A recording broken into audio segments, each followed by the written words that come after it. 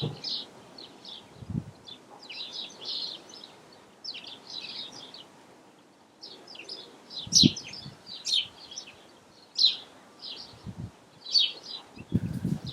good morning, welcome back. Now, this is a Harley Davidson traditional 5-gallon fuel tank, and I bought it to go on my Harley Street Bob to replace the little 3-gallon tank they leave the factory with.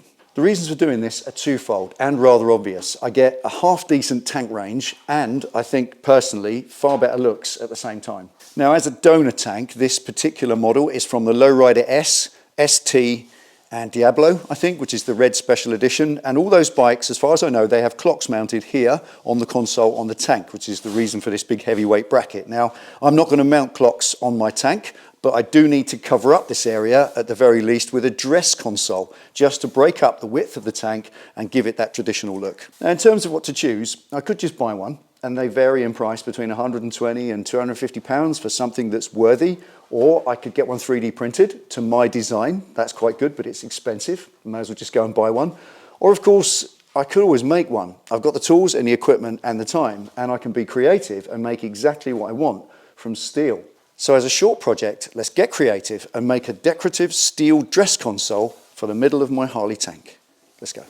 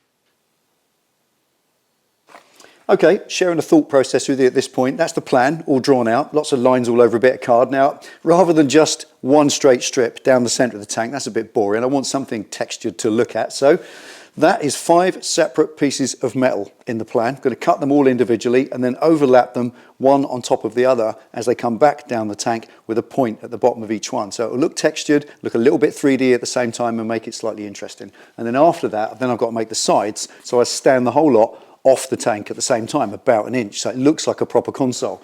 Anyway, that's the first challenge, making my overlapped central strip. 5 pieces of metal to cut out. Let's go.